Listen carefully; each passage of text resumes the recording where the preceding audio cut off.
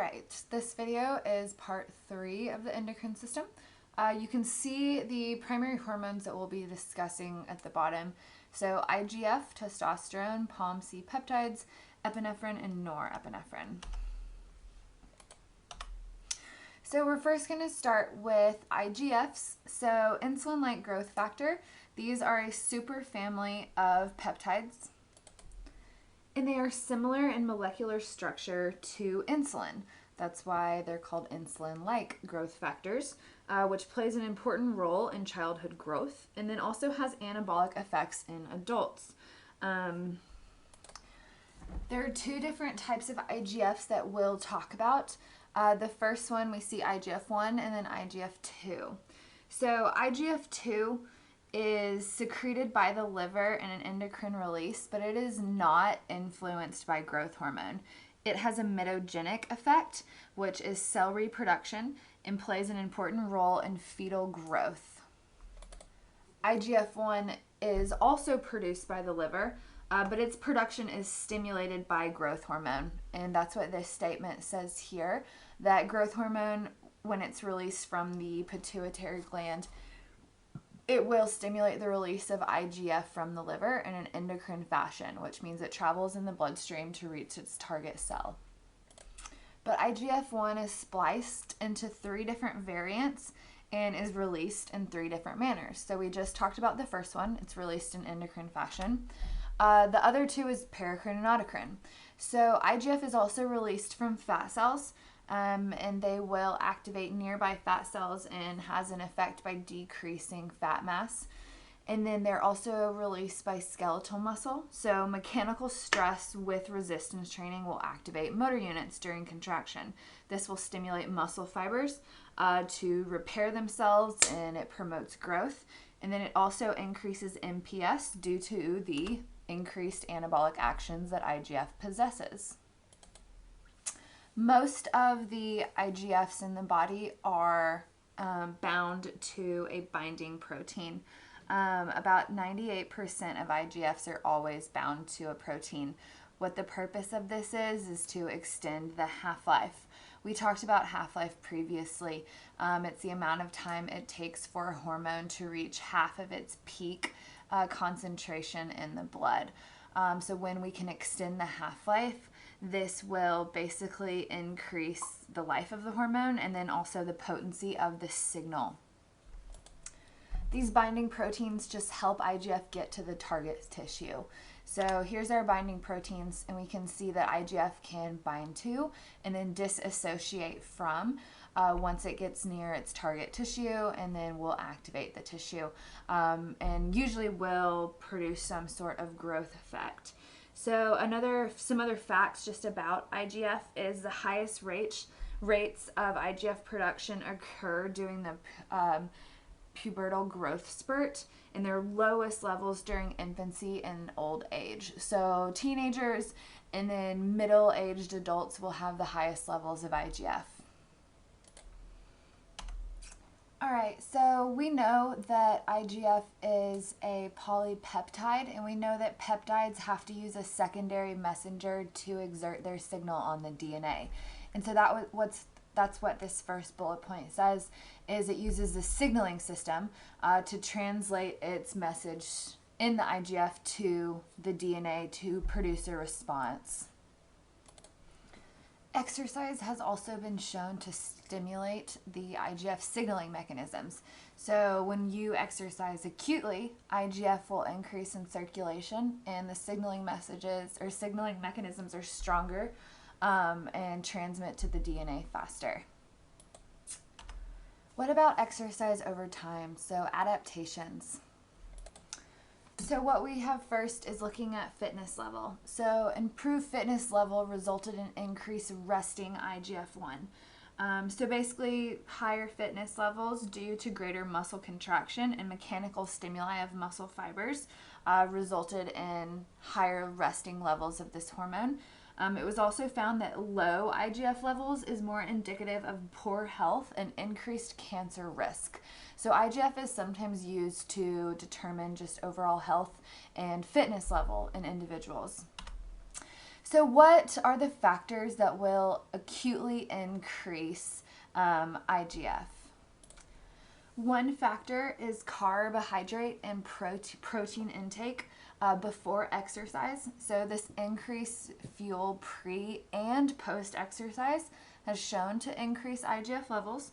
And then some other factors are going to be genetics, age, sex, fitness level. We already talked about nutrition, so what you are consuming around your exercise time, the time of day you exercise, your stress level or your intensity level, and then also your insulin level. And the insulin level will have to do with if you've consumed carbohydrates pre-exercise or post-exercise.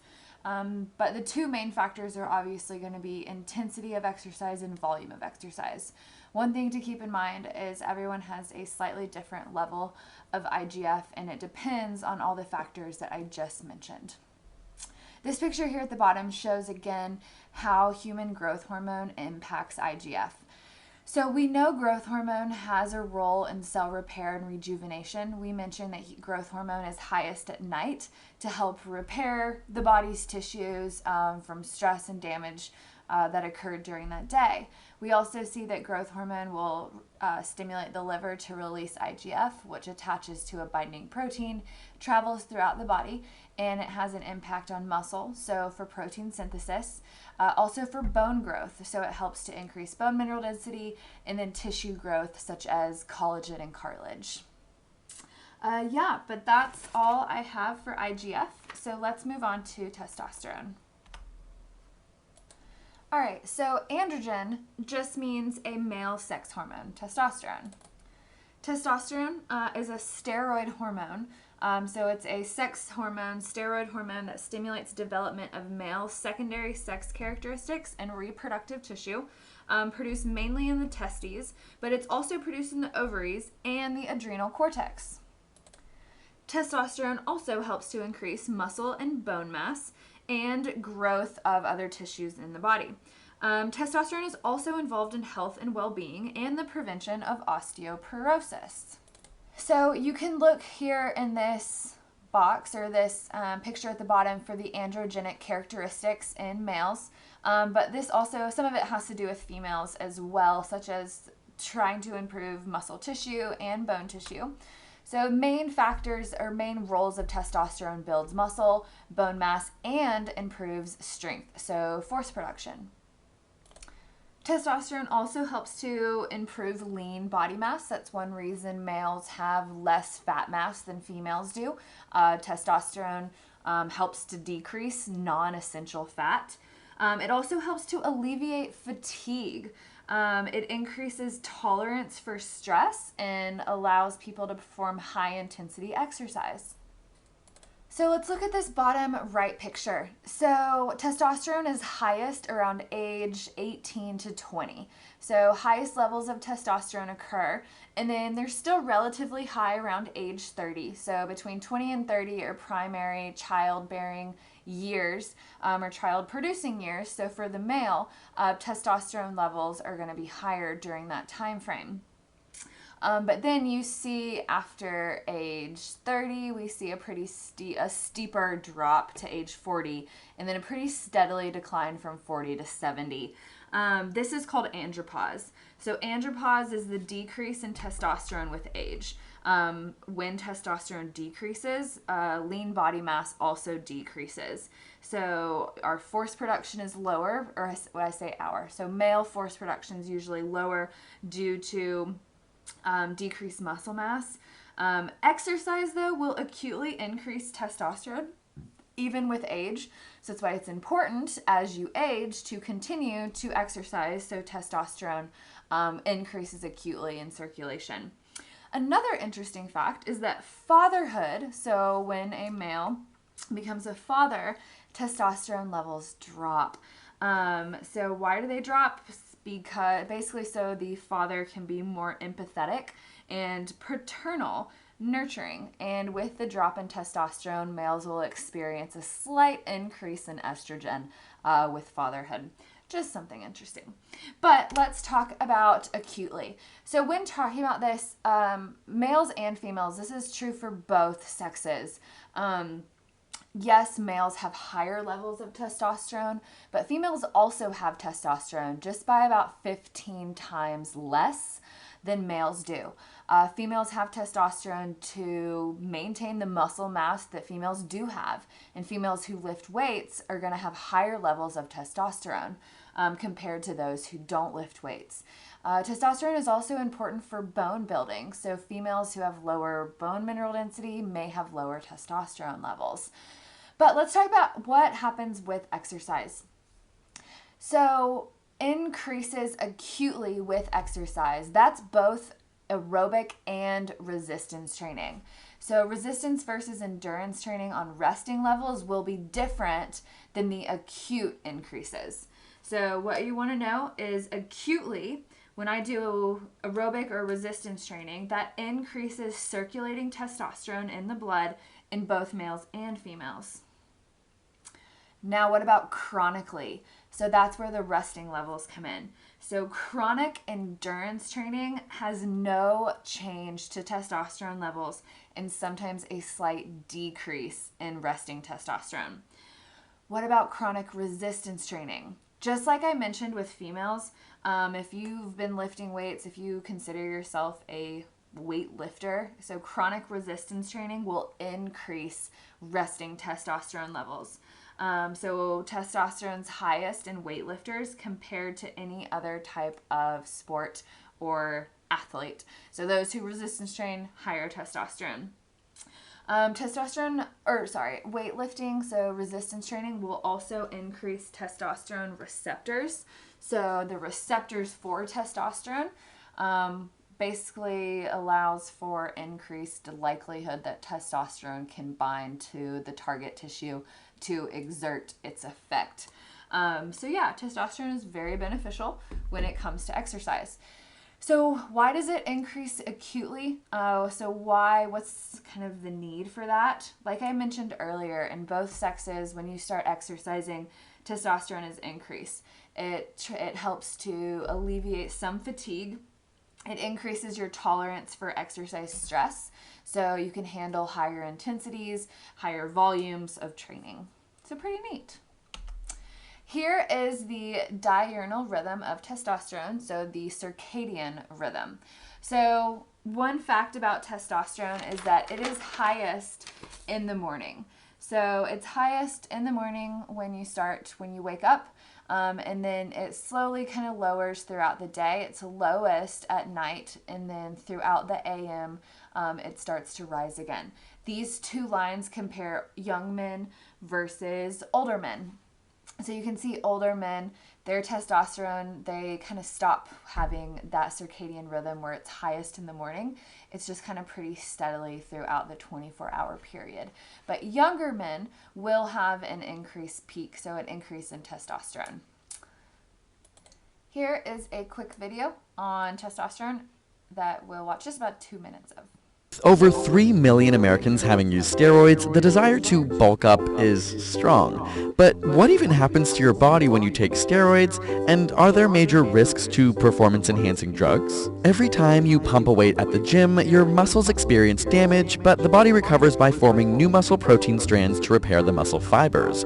Over time, these strands increase in thickness and number, and ultimately, if muscle protein synthesis is greater than muscle protein breakdown, your muscles will grow. The degree of growth is largely regulated by testosterone, which increases protein synthesis. It's why, generally, men have larger muscle mass than women, as they have higher levels of testosterone. Now, steroids are any compound with a specific 4-carbon ring structure, so the term steroid actually includes some chemicals that can be used to treat fever and headaches, and even sex hormones like estrogen and testosterone. But the type of steroid we'll be looking at actually mimic natural testosterone with the intention to enhance performance, and are used by more than 15% of gym goers. Within a single day of taking steroids, the expression of your genes will begin to change. Steroids easily enter your cells and bind to the androgen receptor. At this point, they can move into the nucleus and attach to your DNA, which activates hundreds of genes to increase protein synthesis while slowing protein breakdown. In the end, people who take steroids can have 3 to 5 times more nuclei in some muscle cells. Steroids can also stop the differentiation of fat stem cells and decrease a person's body fat.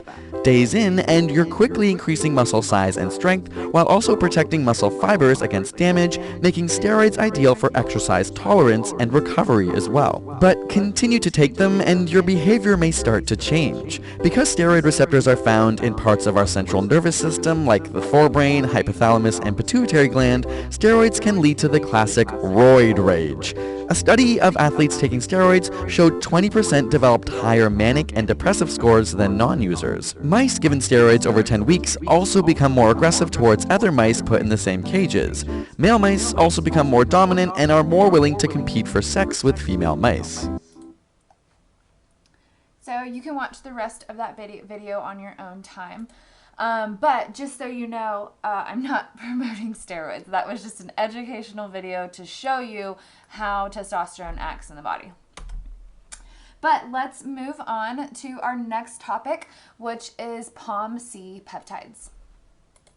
You can see what POMC stands for up at the top, but these peptides are basically spliced into multiple different variants. So they contain a host of bioactive peptides secreted from the anterior pituitary gland. So first one we have is MSH, so melanocyte stimulating hormone. We'll discuss that one. Adrenocorticotropin, so ACTH, we see is here. And then beta endorphin. You can see that there are other hormones that are spliced from this larger polypeptide of amino acids, but they don't have roles in exercise physiology. So we're just going to talk about these three. All right, so here's kind of another definition for the POMC peptides. We see precursor peptide for hormones, and release is stimulated by exercise. So we'll discuss how exercise and what type will affect these or its release. So let's first talk about MSH. If you looked at this last picture here, you see there are two MSHs, so they're slightly different. MSH produced by neurons in the ventromedial nucleus has important roles in the regulation of appetite. So stimulation results in satiety. And then the other MSH is secreted from the intermediate lobe of the pituitary and regulates the production of melanin. And so that's what I have listed here. So MSH, when released, will stimulate melanocytes. So cytes meaning cell, cells for melanin. What is melanin? It affects pigmentation. So color of hair and skin and eye color.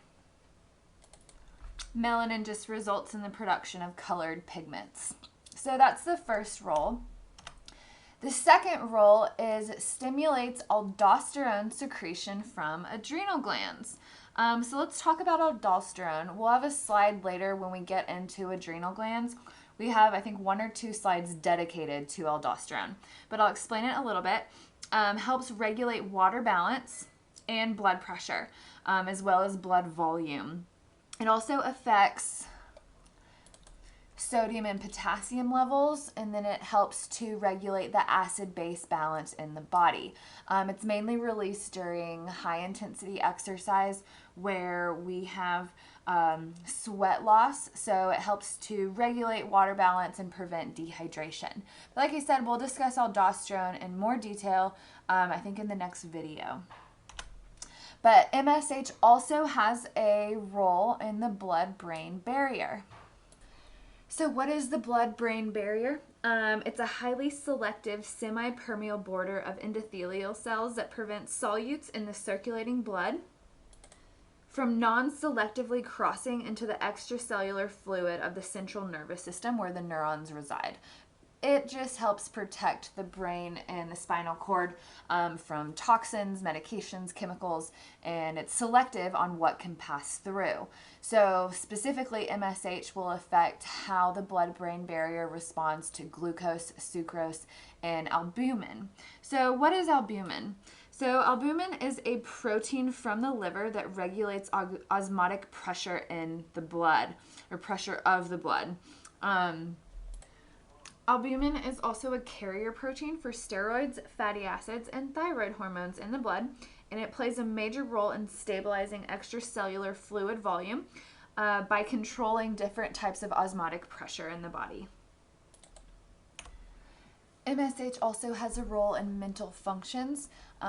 It stimulates your drive to eat, so it influences appetite and has an impact on leptin. And then it also has a role in sexual behavior. What about ACTH? So let's break this word down. So we have adrenal being released from the adrenal glands, cortico, and then tropin. So cortico referring to cortisol. Tropin is just a type of hormone class. The main role of ACTH is to release cortisol, we said is our stress hormone. So ACTH is produced in response to any type of stress placed on the body. So here's our picture. We have a stressor, which will stimulate the hypothalamus, which will release CRH. So CRH is cortico-releasing hormone, which acts on the pituitary to release ACTH, which obviously is this hormone here, which ACTH will then act on the adrenal glands, which sit on top of the kidneys, which will then release cortisol. Cortisol also uses a negative feedback system, so cortisol can act back on the hypothalamus to inhibit its secretion when it gets too high in the blood. We'll discuss cortisol in part 4 of this chapter, but just know that ACTH has to be present in order for cortisol to be released.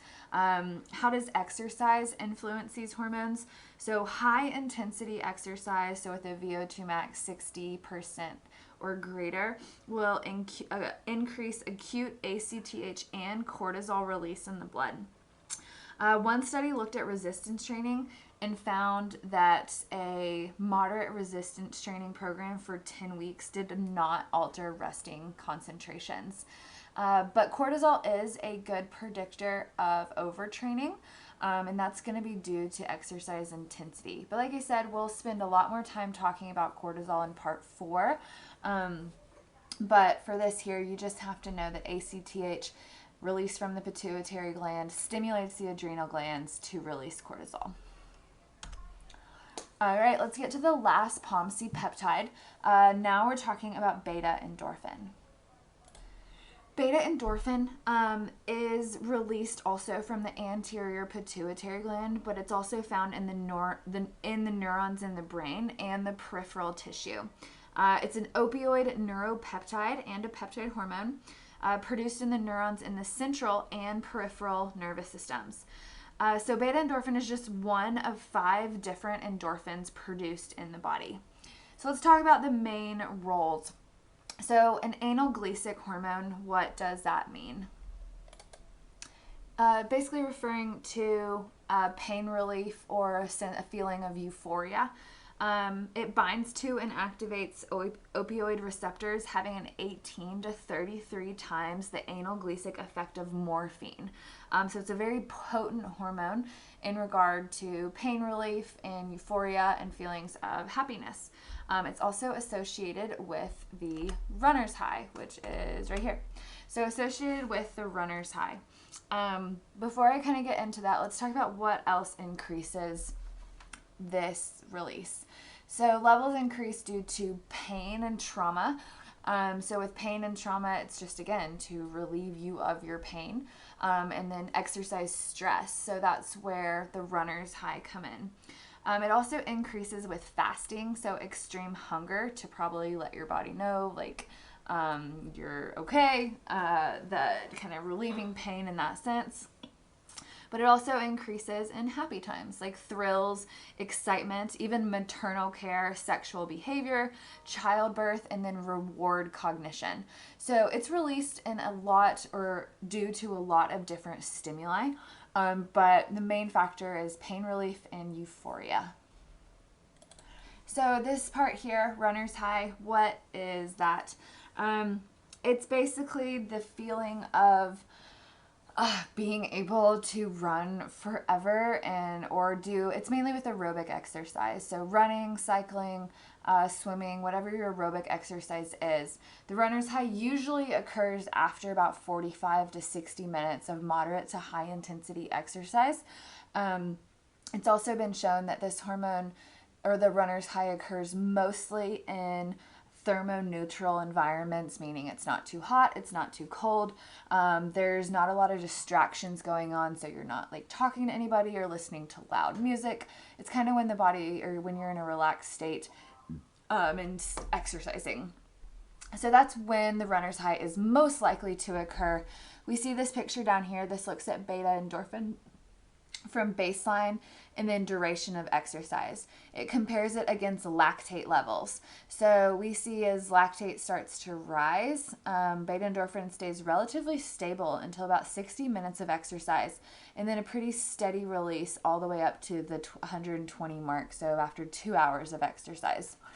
What about some training adaptations? So training adaptations will vary for each athlete. Usually occurs with high intensity sprint intervals, sometimes shown with resistance training, and then long distance exercise with greater than 60 minutes of aerobic exercise. So the adaptation is increased secretion. So we have increased secretion during exercise. This is basically the ability to exercise at higher intensities for longer, increasing your tolerance for exercise stress. This picture here shows pre and post a run. So what the study did, so basically it's just like a questionnaire, so psychology kind of assessment. We have rest versus after the run.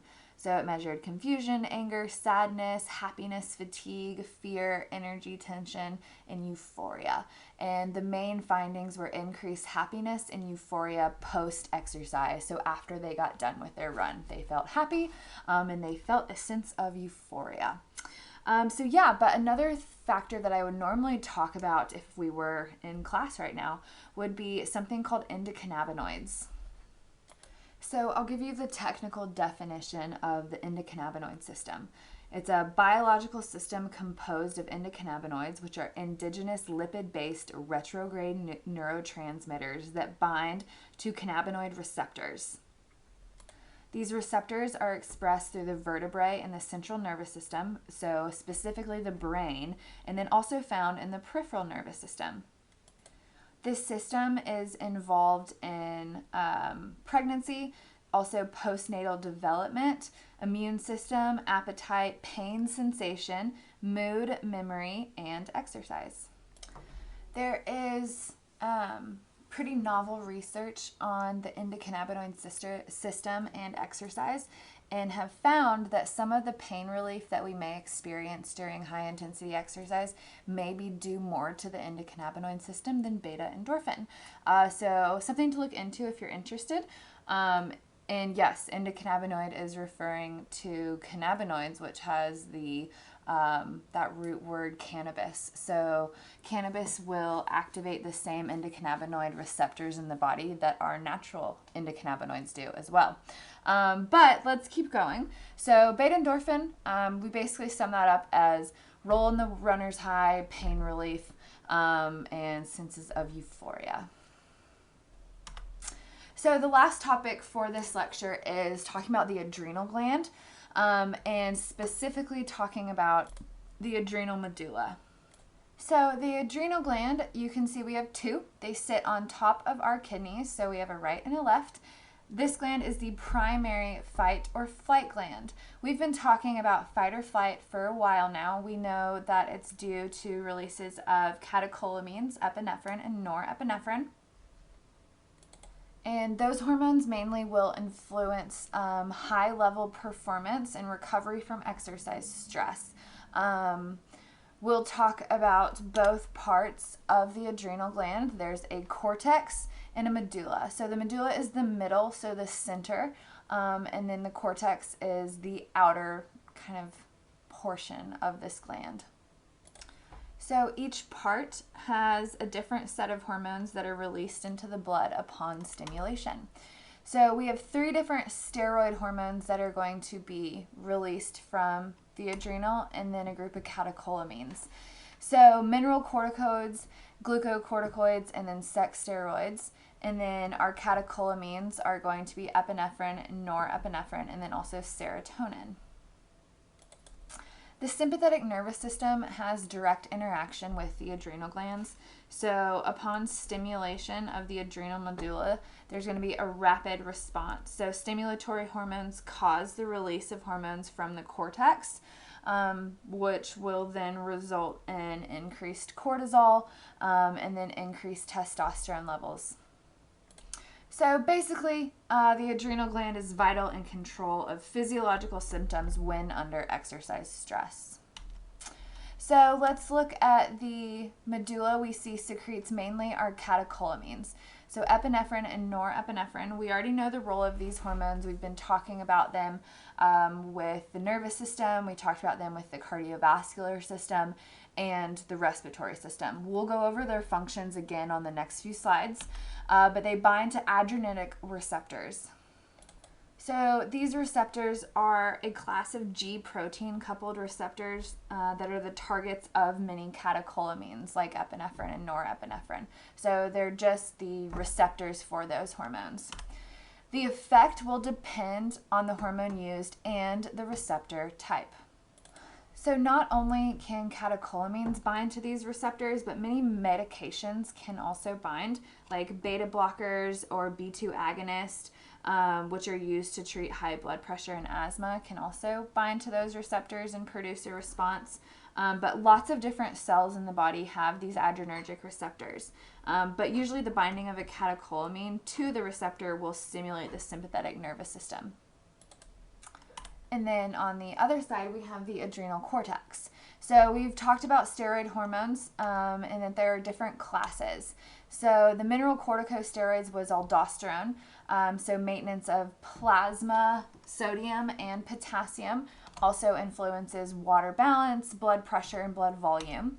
And then glucocorticosteroids are cortisol, so the regulation of plasma glucose.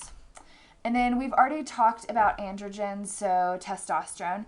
We haven't really mentioned much about estrogen, but we know that they both contribute to the development of secondary sex characteristics during growth.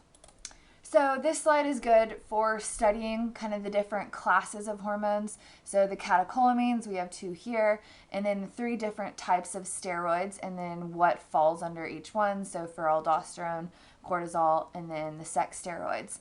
Also, it's good to separate what comes from the medulla and then what comes from the cortex. But continuing only with the medulla in this slide, we'll just finish up talking about the catecholamines and what their main job is. So we already know release in response to stress.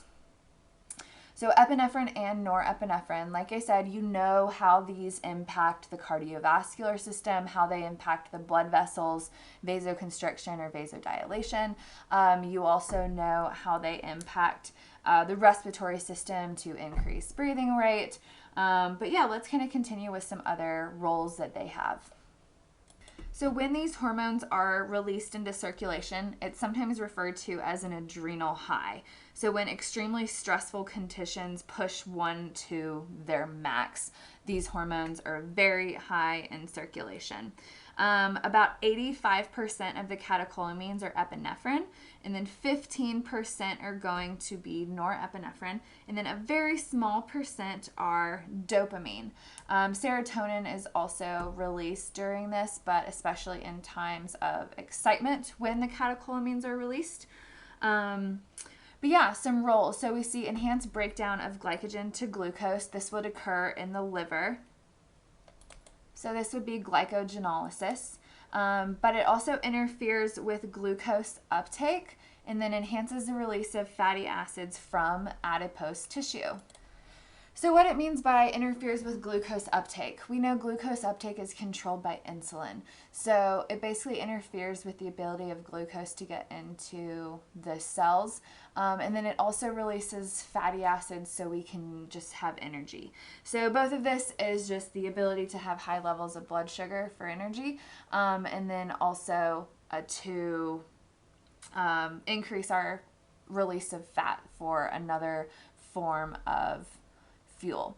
If we look at this picture down here, we see liver, so going from glycogen to glucose, and then we see adipose tissue will break down triglycerides into a free fatty acid and a glycerol molecule. We know that the muscle itself cannot use glycerol, but we can send glycerol to the liver to make more glucose.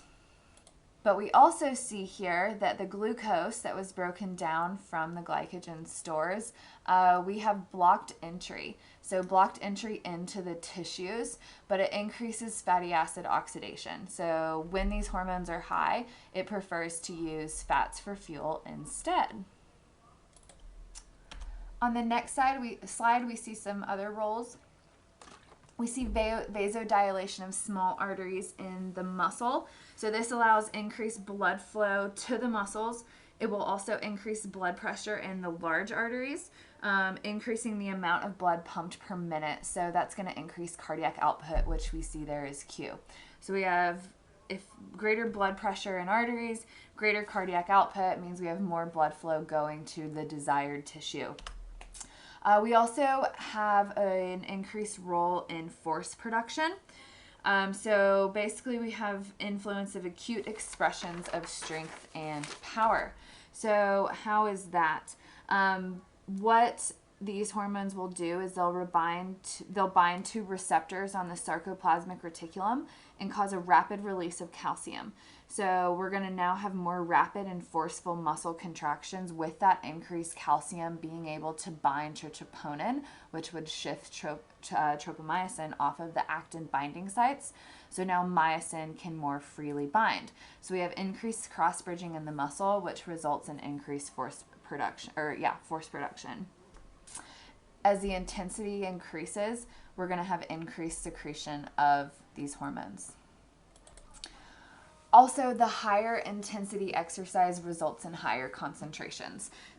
So the harder we push our body, the more is going to be released. It starts to increase at 50% and then will increase exponentially as we reach our maximal intensity. But let's just talk about a few kind of points here. I mentioned the adrenal high earlier when these hormones are very high in circulation. I would normally bring up the case where we hear people do really incredible things during times of stress due to that adrenal high. Where the grandma lifts a car off a child, or just being able to have the superhuman strength. We've heard those stories before. What's really happening there? Epinephrine and norepinephrine increase the likelihood of you to activate more muscle tissue.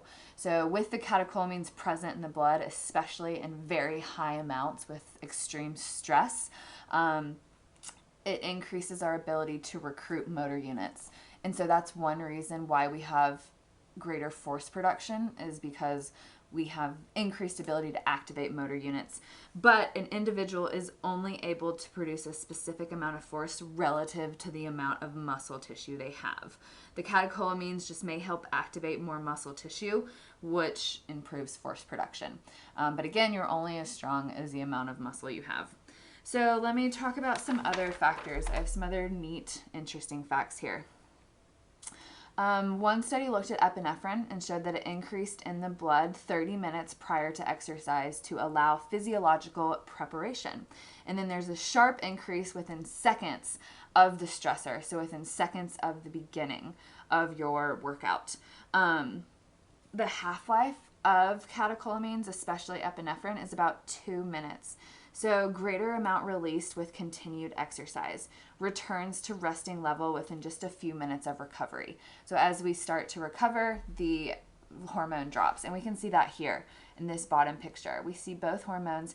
We see exercise, which is just this small block right here. We have a sharp rise even before the exercise started, just with anticipation to start the exercise or the workout. And then we see a really sharp increase, but then the second we stop exercising, maybe the minutes we stop, there's going to be a drop to epinephrine and norepinephrine back down to resting level. So pretty neat there. This one over here looks at over time, and the intensity of your VO2 max. So this is 100% VO2 max. So this is like as hard as your body can push itself. That's not going to last very long. So you can see it lasts just like a minute or so, but epinephrine increases the most rapidly.